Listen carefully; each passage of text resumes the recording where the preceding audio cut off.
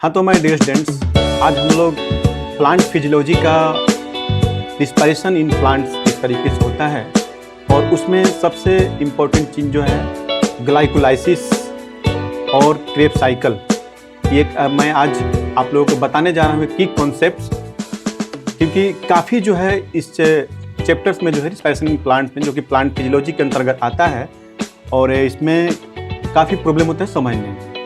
तो आइए उस चीज़ को हम जो है बारीकी से देखते हैं और उसके बारे में जानते हैं। ठीक है, आइए। तो सबसे पहले हम लोग जानेंगे कि ग्लूकोज जो है एनर्जी की रिक्वायरमेंट होती है। आज जो पूरी दुनिया जो है खाने के पीछे दौड़ रही है, ठीक है ना। तो खाने क्यों? क्योंकि उनको एनर्जी की रिक्वायरमेंट होती है। जिस तरीके से व्हीकल्स में जो है पेट्रोल नहीं डालेंगे तो नहीं चल पाएंगे, क्यों? क्योंकि एनर्जी की रिक्वायरमेंट होती है। उस तरह से हमारे बॉडी में भी जो है क्या चाहिए? एनर्जी चाहिए। हमारे बॉडी को भी क्या चाहिए? तो एनर्जी चाहिए। ठीक है। तो यहां पर क्या है कि एक टर्म हम लोग यूज करेंगे, क्या? तो लाइसिस का मतलब क्या होता है? स्प्लिटिंग, टूटना, ब्रेक करना। तो कि लाइसिस किसका करवाएंगे हम लोग? तो ग्लूकोज का। यहां पे क्या लिखेंगे? ग्लाइकोलाइसिस। किसका ग्लाइकोलाइसिस करवाएंगे? तो ग्लूकोज का।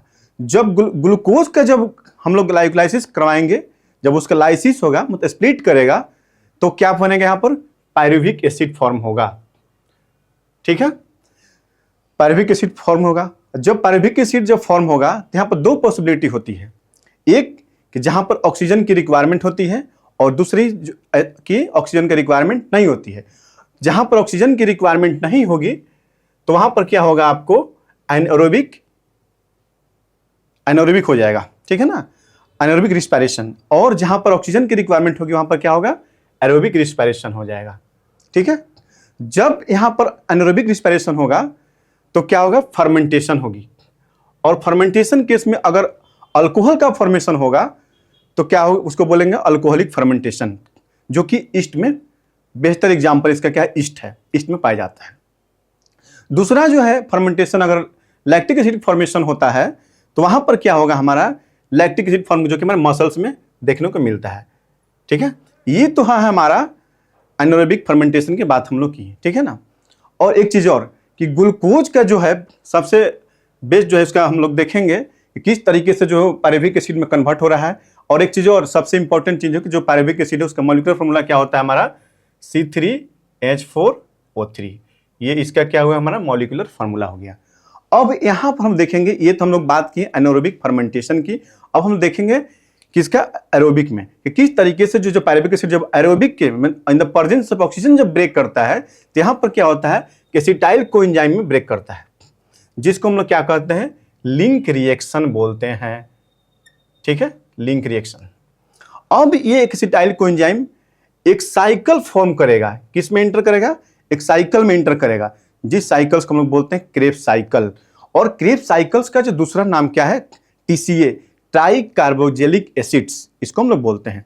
और फिर जो है एक क्रेब साइकिल जो है एक फॉर्म करने के बाद क्या किस में कन्वर्ट हो जाएगा? तो इलेक्ट्रॉन ट्रांसपोर्ट सिस्टम, जिसको हम लोग शॉर्ट में ETS बोलते हैं। ठीक है। तो ग्लूकोज एक बार फिर हम आप लोग रिमाइंड करा दें, ग्लूकोज किस में ब्रेक हुआ? तो पायरुविक एसिड में। पायरुविक एसिड के दो पॉसिबिलिटीज, एक ऑब्सेंस ऑफ ऑक्सीजन, दूसरा होता है प्रेजेंस ऑफ ऑक्सीजन। जब प्रेजेंस ऑफ ऑक्सीजन में फॉर्म होगा तो वहां पर क्या होगा? Aerobic respiration. और जो ऑब्सेंस ऑफ ऑक्सीजन में होगा तो वहां पर क्या होगा? Anaerobic respiration. और फर्मेंटेशन की हम लोग बात कर लेते हैं। तो जो दो चीजें होती हैं यहाँ फर्मेंटेशन में। अगर फर्मेंटेशन के रिजल्ट से अल्कोहल का फॉर्मेशन होती है तो बोलेंगे उसको अल्कोहलिक फर्मेंटेशन। और अगर लैक्टिक एसिड, अगर फर्मेंटेशन के रिजल्ट से अगर लैक्टिक एसिड फॉर्म हो रहा है तो वहां पर क्या हम लोग बोलेंगे? लैक्टिक एसिड फर्मेंटेशन, जो कि हमारे मसल्स में देखने को मिलता है। ठीक है ना।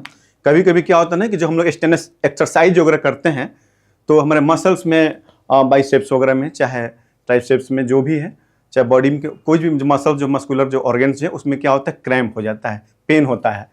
तो वहां पर क्या होता है कि आपको लैक्टिक फर्मेंटेशन, एनारोबिक रिस्पायरेशन होता है। ठीक है।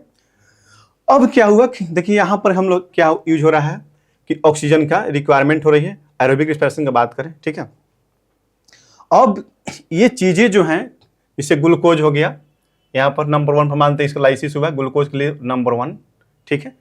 यहाँ लिंक रिएक्शंस को सेकंड मान ली है, क्रेब्स साइकिल्स को हम थर्ड मान लिए, और ईटीएस को 4 को क्या मान लिए,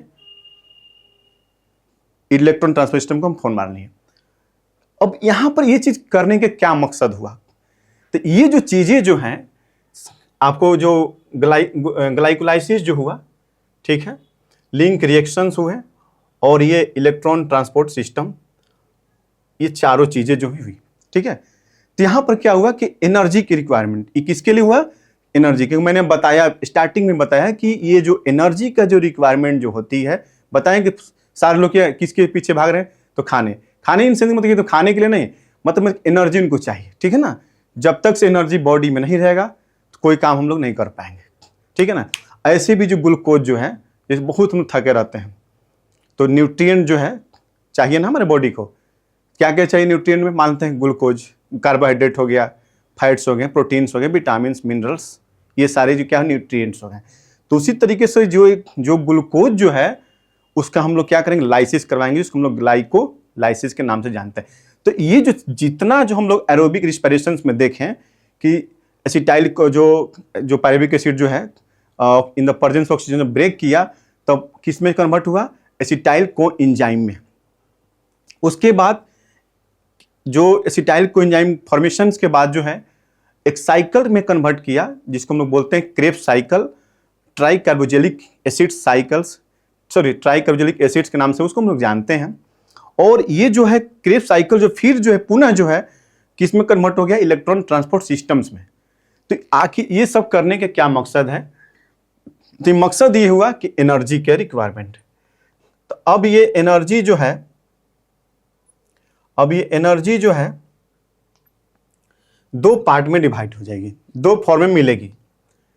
एक जो है डायरेक्ट हमारा एटीपी के फॉर्म में, और दूसरा जो है NADH और FADH2 के फॉर्म में, ठीक है। एक एनर्जी डायरेक्ट हमें मिलेगी एनर्जी, जिसको एडिनोसिन ट्राइफॉस्फेट के नाम से जानते हैं, और दूसरा जो है NADH प्लस H+ आयन के फॉर्म में और FADH2 के फॉर्म मिलेगा।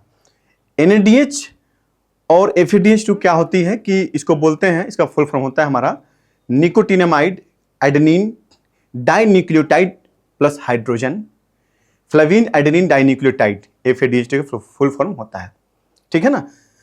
तो ये एनर्जी, एक तो मैंने बताया आपको कि डायरेक्ट जो है ATP हमको मिलेगा जब ये तीनों प्रोसेस होने के बाद, और दूसरा जो एनर्जी जो है जो कि NADH प्लस H+ आयन के फॉर्म में अगर मिलेगी तो, और FADH2 के फॉर्म में, तो यहां पर क्यों डायरेक्ट नहीं मिलेगा, उसके से क्या है, प्रोसेस से गुजरना पड़ेगा, एक सिस्टम के थ्रू गुजरना पड़ेगा। वो सिस्टम क्या है हमारा, तो इलेक्ट्रॉन ट्रांसपोर्ट सिस्टम है, इसके थ्रू क्या होगा, हमें डायरेक्ट जाना पड़ेगा, तब हमको क्या मिलेगा, एनर्जी मिलेगी, ठीक है।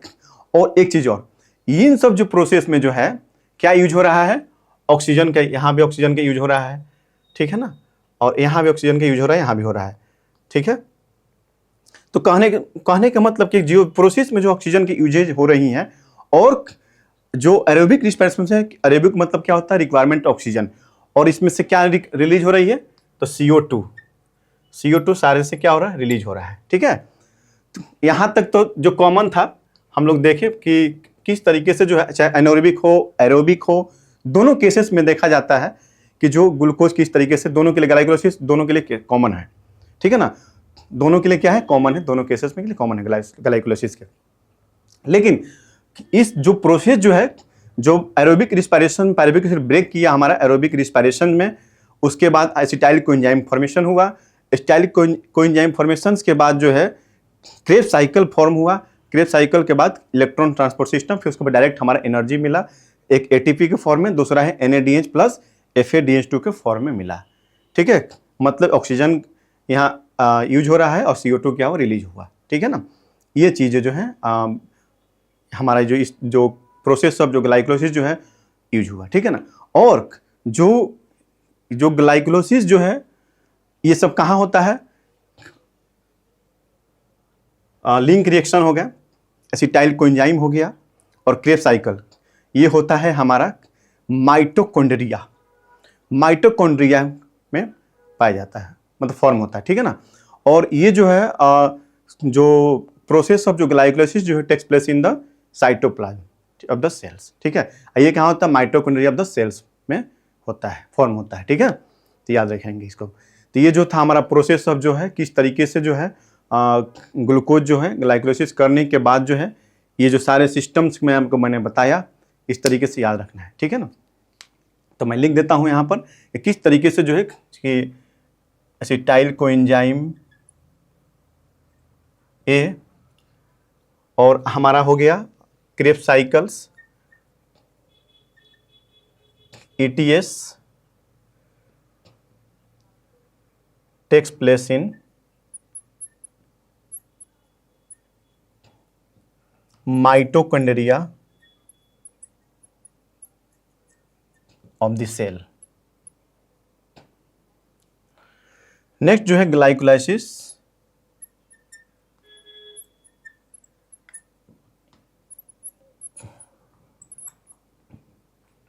Takes place in cytoplasm.